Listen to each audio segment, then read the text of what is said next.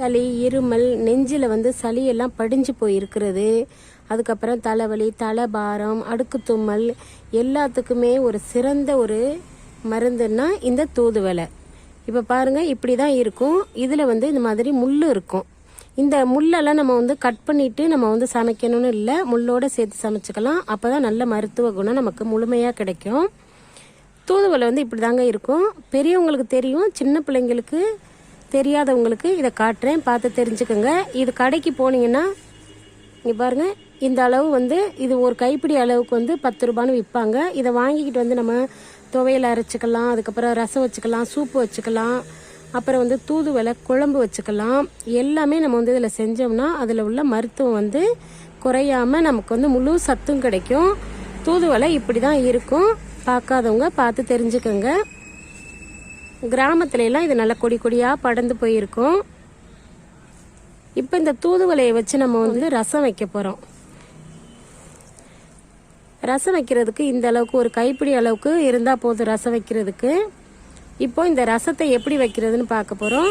இந்த ரசத்தை பார்க்கறதுக்கு முன்னாடி நம்ம சேனல் ஹாஜிஸ் கிச்சனை மறக்காமல் சப்ஸ்கிரைப் பண்ணிட்டு பாருங்கள். இப்போ தூதுவளை ரசம் எப்படி வைக்கிறதுன்னு பார்க்கலாம். மிக்சி ஜாரை எடுத்து வச்சுக்கிட்டேன். அதில் வந்து காரத்துக்கு வந்து வரமிளகாய் சேர்த்துக்கிறேன். 6 வரமிளகாய் சேர்த்துருக்கேன். 1 டேபிள் ஸ்பூன் அளவுக்கு வந்து மிளகு சேர்த்துருக்கேன். 1 டேபிள் ஸ்பூன் அளவுக்கு வந்து ஜீரகம் சேர்த்துக்கலாம். இது கூடவே 10 பல்லு பூண்டை உரிச்சு வச்சுருக்கேன், சேர்த்துக்கலாம். உரிக்காமல் கூட சேர்த்துக்கலாம், ஒன்றுமே பிரச்சனை இல்லை. இது கூடவே நம்ம வந்து எடுத்து வச்சிருந்த ஒரு தக்காளி பழத்தை கட் பண்ணிட்டு சேர்த்துருக்கேன். தக்காளியை வந்து இதில் அரைச்சி நம்ம சேர்க்கறதுனால அதை வந்து தூக்கி தூர போட்டுற மாட்டாங்க. அந்த மசாலா நமக்கு நல்ல முழுமையாக இறங்கும். இதை ஃபர்ஸ்ட் நம்ம வந்து ஒரு சுற்றி எடுத்துக்கிட்டு வந்துட்டு அதுக்கப்புறம் நம்ம இதில் வந்து தூதுவளை சேர்க்கணும். மசாலாவை பாருங்க, இந்த பக்குவத்துக்கு குறைப்பாக அரைச்சி எடுத்துக்கிட்டு வந்துட்டு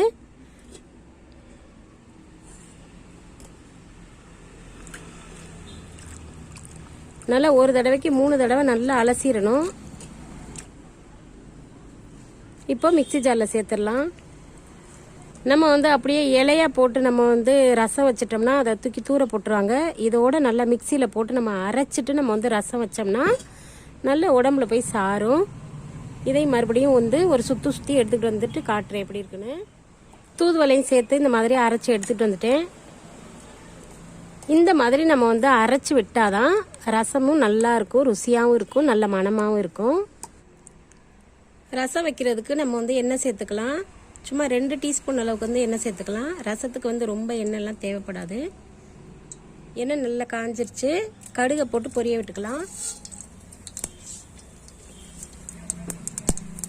கடுகு நல்லா பொரிஞ்சிருச்சு. நம்ம வந்து அரைச்சி வச்சிருந்த இந்த மசாலாவை இதில் சேர்த்துக்கலாம்.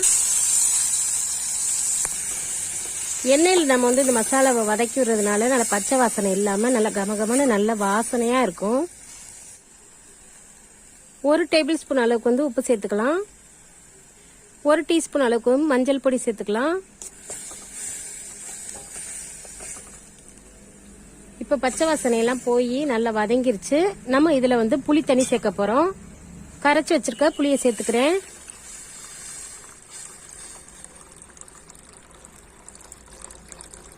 இந்த மாதிரி ரசம் வச்சு கொடுங்க. குழந்தைங்க நெஞ்சில் வந்து படிஞ்சிருக்க சளியெல்லாம் நல்லா வெளியேறிடும். கண்டிப்பாக நீங்கள் வந்து இந்த ரசத்தை வாரத்துக்கு ஒரு முறையாவது வச்சு கண்டிப்பாக சாப்பிட்டு பாருங்கள், நல்ல ரிசல்ட் கிடைக்கும். இப்போ நமக்கு வந்து ரசம் வந்து நல்லா கொதி வர ஆரம்பிச்சிருச்சு. நம்ம வந்து இப்போ கேஸ் ஆஃப் பண்ணிடலாம். கேஸ் ஆஃப் பண்ணிவிட்டு அப்படியே மூடி வச்சிடலாம் ஒரு 5 நிமிஷத்துக்கு.